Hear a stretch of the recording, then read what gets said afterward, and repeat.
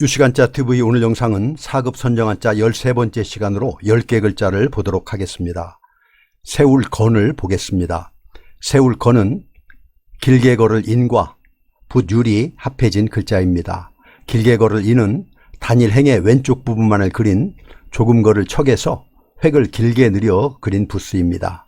길게 걷는다는 것은 발을 천천히 옮겨가며 걷는다는 것인데 실제로는 걷다 또는 길이라는 의미로 사용되고 있습니다. 붓율은 각골문과 소전은 이런 모습입니다. 손에 붓을 쥐고 있는 모습입니다.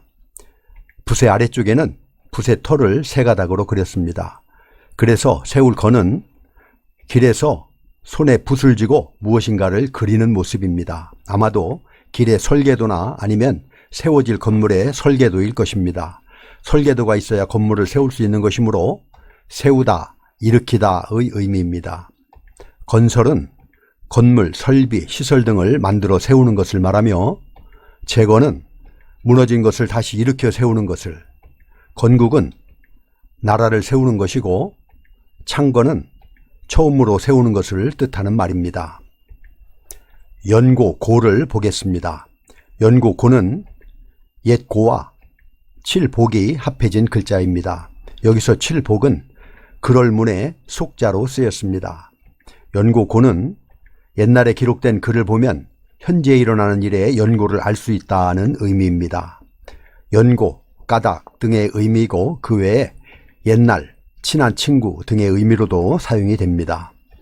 연고는 까닭이나 사유를 뜻하는 것이고 고향은 자기가 태어나고 자란 고장을 말하며 중마고우는 대나무 말을 타고 놀던 옛 친구라는 뜻으로 어릴 때부터 가까이 지내며 자란 친구를 이르는 말이고 온고지시는 옛 것을 익히고 그것을 미루어서 새 것을 안다는 뜻으로 옛 학문이 바탕 위에 새로운 학문을 이해해야 참된 스승이 될 수 있다는 말입니다. 같이 한번 써보도록 하겠습니다.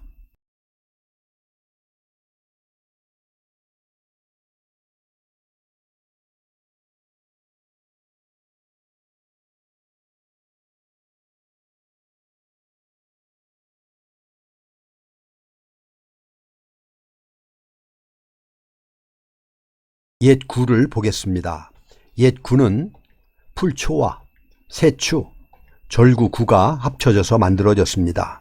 새추는 새 모양을 그린 글자입니다. 풀초는 새를 뜻하는 새추 위에 쓰여져서 머리에 있는 깃털을 의미하며 사진과 같은 수리부엉이를 가리키는 모양으로 쓰였습니다.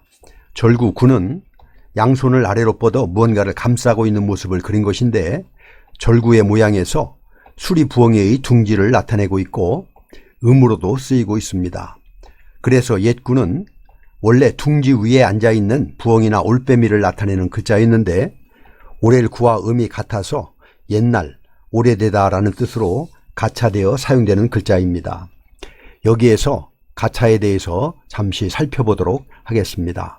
가차는 말만 있고 글자가 없는 경우 본래의 뜻에 관계없이 음이나 모양이 비슷한 글자를 빌려 쓰는 것을 말합니다. 여기에서 옛구는 살펴본 바와 같이 옛날이라는 의미와는 전혀 상관이 없는 글자이지만 오렐구와 음이 같은 글자이기 때문에 그 뜻을 빌려 가차된 것입니다.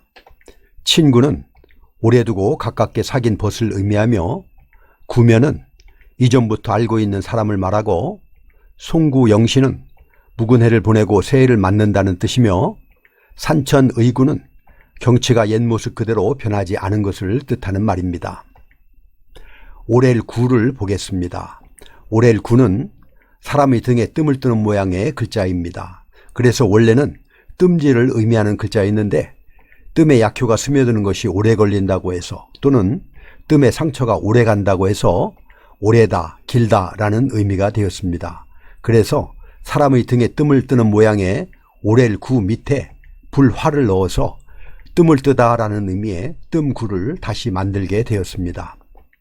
영구는 길고 오래미라는 뜻이며 유구는 연대가 길고 오래임을 뜻하고 지구력은 어떤 일을 오래 해낼 수 있는 힘을 말하며 영구치는 전리가 빠진 뒤에 다시 나는 일을 말합니다. 같이 한번 써보도록 하겠습니다.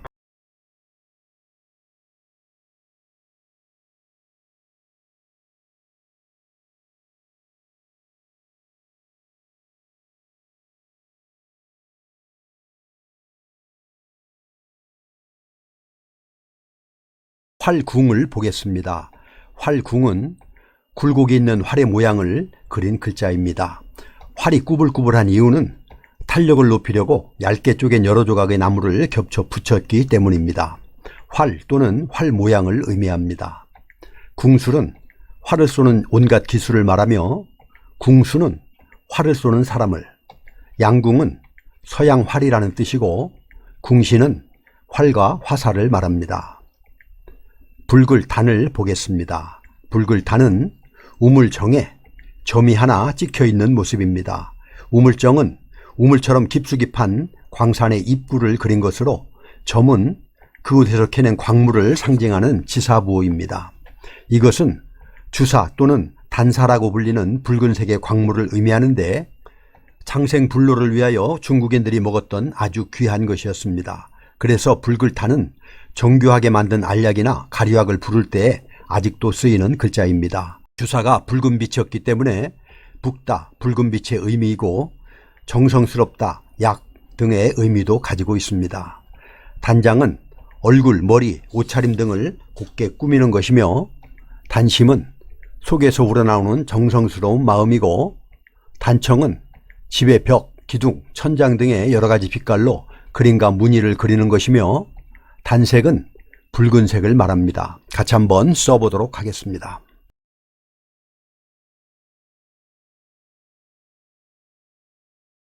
통달할 달을 보겠습니다. 통달할 달은 쉬엄쉬엄 갈 착과 흑토, 양양이 합해진 글자입니다. 통달할 달은 그 기원에 대한 설명이 매우 다양합니다. 그래서 여기에서는 알기 쉽게 풀이를 하도록 하겠습니다. 양들은 가는 길로만 다녀서 그 길을 통달하고 있다는 의미로 이해하면 좋을 것입니다. 통달하다, 통하다, 이르다 등의 의미입니다. 숙달은 익숙하고 통달함이라는 뜻이고 전달은 전하여 이르게 하는 것을, 달인은 학술과 기회에 통달한 사람이며 사통팔달은 길이 사방팔방으로 통해 있다는 뜻으로 길이 막힘없이 통하는 것을 말합니다. 무리도를 보겠습니다. 무리도는 좁은 거를 척과 달릴 주가 합해진 글자입니다. 길거리에서 떼지어 가다라는 의미입니다.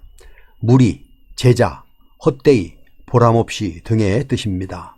신도는 종교를 믿는 무리라는 뜻이며 폭도는 난폭한 짓을 하는 무리이며 도제는 지식이나 기능을 배우기 위하여 스승의 밑에서 일하는 제자를 의미하고 무의도식은 하는 일 없이 헛되이 먹기만 하는 것을 말합니다. 같이 한번 써보도록 하겠습니다.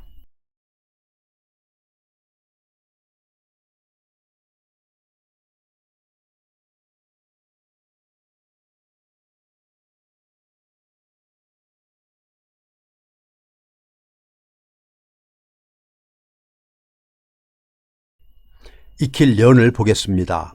익힐련은 실사와 가릴 간이 결합한 모습입니다. 가릴 간은 동력동이나 묶을 속과 같이 자루를 묶어 놓은 모습인데 꾸러미 안에 든 물건을 두 점으로 나타내서 물건을 분류해서 묶은 것을 표현했습니다. 가리다, 분간하다, 고르다 등의 의미입니다. 익힐련은 물건을 잘 가리어 끈으로 묶는 것은 어려운 일이고 경험이 필요하므로 계속 익히고 단련하여야 한다는 의미입니다. 익히다, 단련하다, 풍부하다 등의 의미입니다. 연습은 학문 등을 익숙하도록 되풀이하여 익히는 것을 말하며 세련은 서투르지 않고 능숙한 것을, 숙련은 연습을 많이 하여 익힌다는 의미이고 훈련은 가르쳐서 익히게 하는 것을 말합니다. 버릴 열을 보겠습니다. 버릴 열은 부서진 뼈 알과 칼도가 결합된 것으로 뼈를 칼로 발라내 죽 펼쳐놓은 모습으로 버리다, 진열하다, 순서를 매기다 등의 의미입니다. 진열은 물건 등을 보이기 위해 쭉 벌려놓은 것을 말하며 행렬은 여럿이 버리어 줄 서서 가는 것을, 학렬은 친족 집단 안에서 세대관계를 나타내는 서열을 말하는데 행렬에서 행은 단일 행이고 학렬에서는 학렬 항입니다. 배열은 일정한 차례나 간격으로 쭉 버려놓은 것을 말합니다. 이렇게 해서 4급 선정한자 13번째 시간으로 10개 글자를 살펴보았습니다. 다음 영상에서도 계속해서 4급 선정한자를 보도록 하겠습니다. 익힐련과 버릴 열을 다 같이 한번 써보도록 하겠습니다. 감사합니다.